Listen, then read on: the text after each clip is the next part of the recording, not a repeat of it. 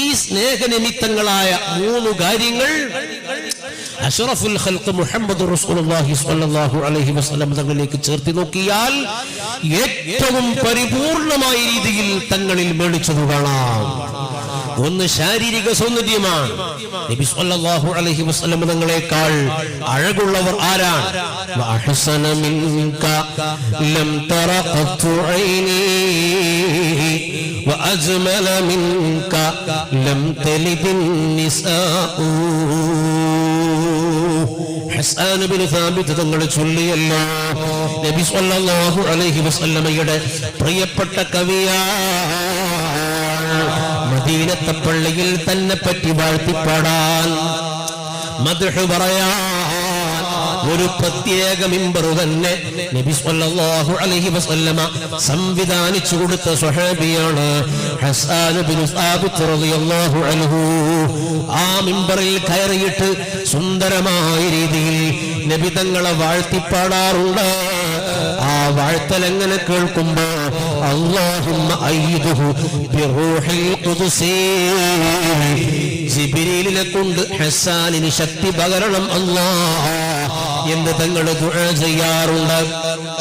ഹസ്സാൻ ഇബ്നു സാബിത്ത് തങ്ങളെ കവിതകൾ ക്രോഡീകരിച്ചിട്ടുണ്ട്. ദീവാനു ഹസ്സാൻ, ഹസ്സാൻ തങ്ങൾ ചൊല്ലി വഅഹ്സന മിൻക ലം തറ ഖത്തു ഐനി, തങ്ങളെക്കാൾ സൗന്ദര്യമുള്ള ഒരാള് എന്റെ കണ്ണ് കണ്ടിട്ടില്ല. വഅജ്മല മിൻക ലം തലിദിൻ നിസാഉ, തങ്ങളെക്കാൾ സൗന്ദര്യമുള്ള ഒരാൾക്ക് ഒരു സ്ത്രീയും ജന്മം കൊടുത്തിട്ടില്ല. അത്രയും വലിയ സൗന്ദര്യ സ്വരൂപമാണ് അഷ്റഫുൽ ഖൽഖ് മുഹമ്മദുർ റസൂലുള്ളാഹ് സ്വല്ലല്ലാഹു അലൈഹി വസല്ലം. നബി തങ്ങളെ സ്നേഹിക്കൽ നിർബന്ധമാണ്, നബി തങ്ങളെ കൊണ്ട് വിശ്വസിക്കൽ നിർബന്ധമാണ്. ആ വിശ്വാസത്തിന്റെ പരിപൂർണത എന്താണ്? ഇമാം ഖുസ്തുല്ലാനി റളിയല്ലാഹു അൻഹു നബി തങ്ങളെ മദ്ഹ് പറയാൻ, നബി തങ്ങളെ പരിചയപ്പെടുത്താൻ എഴുതിയ കിതാബാണ് അൽ മവാഹിബുൽ ദുനിയ.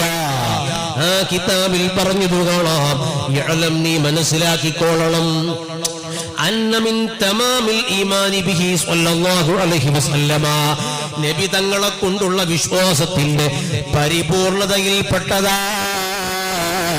അൽ ഈമാന ബി അന്നല്ലാഹു തആല ജഅല ഖൽഖ ബദനിഹി ശരീഫ് അലാ വജ്ഹിൻ ലം യദ്ഹർ ഖബ്ലഹു വലാ ബഅദഹു ഖൽഖു ആദമിയ്യിൻ മിത്ലു.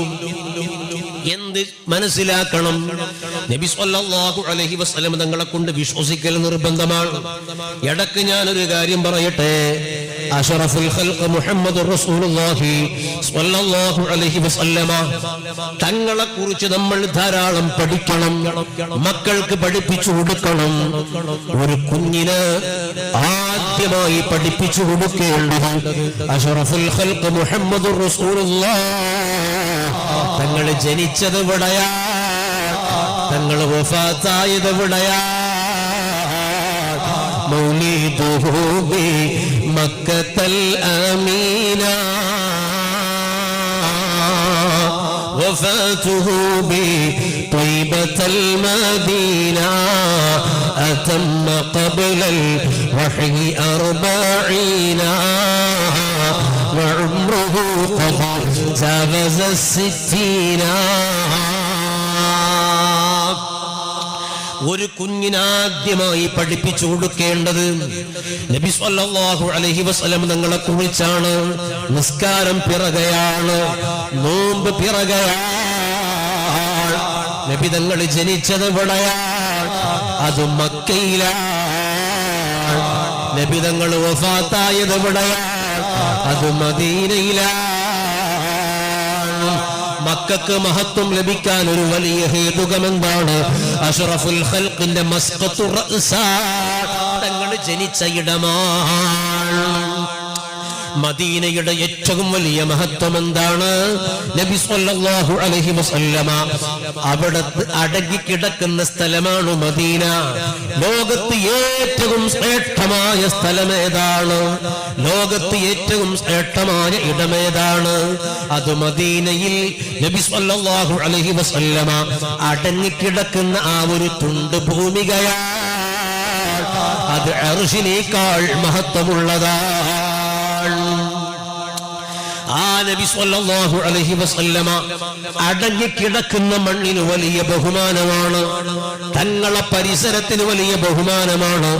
ഇലാഹി നജ്ജിനി മിൻ കുല്ലി ളീഖി ബിജാഹിൽ മുസ്തഫ മൗലൽ ജമീഇ വഹബ് ലി ഫീ മദീനതിഹി ഖറാറാ ورزقا ثم دفنا بالبقيع. മുഹിബ്ബുകളുടെ ആഗ്രഹമാണ് നബി സല്ലല്ലാഹു അലൈഹി വസല്ലം തങ്ങളെ ഹഖ് കൊണ്ട് എല്ലാ പ്രയാസങ്ങളിൽ നിന്നും മോചനം സാധ്യമാക്കണം. അല്ലാഹ് വഹബ് ലി ഫീ മദീനതിഹി ഖറാറാ, അവിടത്തെ മദീനയിൽ താമസിക്കാനുള്ള ഭാഗ്യം നൽകണം അല്ലാഹ്. ഏതാണ് മദീന? മാലിക് റളിയല്ലാഹു അൻഹു 4 പതിറ്റാണ്ടുകാലം അവിടെ ദർസ് നടത്തിയിട്ടുണ്ട്. ഒരിക്കൽ പോലും വാഹനപ്പുറത്ത് സഞ്ചരിച്ചിട്ടില്ല. മലമൂത്ര വിസർജനത്തിന് മദീന തെരഞ്ഞെടുത്തിട്ടില്ല. ആ മദീനയിൽ താമസിക്കാനുള്ള നിയോഗമുണ്ടാകണം. പിന്നെ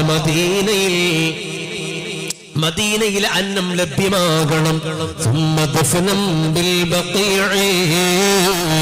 പിന്നെ ബഖീഇൽ അടങ്ങാനുള്ള തൗഫീഖ് വേണം. അത് മുഹിബ്ബുകളുടെ ചിന്തയാണ്. അപ്പൊ നബി സല്ലല്ലാഹു അലൈഹി വസല്ലമ അടങ്ങിക്കിടക്കുന്ന പുണ്യഭൂമിക, അവിടെയാണ് അഷ്റഫുൽ ഖൽഖ് അടങ്ങിക്കിടക്കുന്നത്. അവിടുന്ന് വഫാത്തായി അന്ത്യവിശ്രമം കൊള്ളുന്നത് മദീനയിലാണ്. ഇതൊരു കുഞ്ഞിന് ആദ്യമായി പഠിപ്പിക്കേണ്ടതാണ്. ഇമാം ഖുസ്തുല്ലാനി എഴുതുന്നു. ഇമാം ഖുസ്തുല്ലാനി മാത്രമല്ല, ഇബ്നു ഹജ്റുൽ ഹൈതമി എഴുതിയത് കാണാം അഷ്റഫുൽ വസായിലിൽ. ഇമാമുൽ അലിയുൽ ഖാരി ജംഉൽ വസായിൽ എഴുതിയത് കാണാം. നബി സല്ലല്ലാഹു അലൈഹി വസല്ലം തങ്ങൾക്ക് മുമ്പോ ശേഷമോ തങ്ങളുടെ ശരീരം പോലെ ഒരു ശരീരത്തെ അല്ലാഹു പടച്ചിട്ടില്ല. അത് വിശ്വസിക്കൽ നിർബന്ധമാണ്.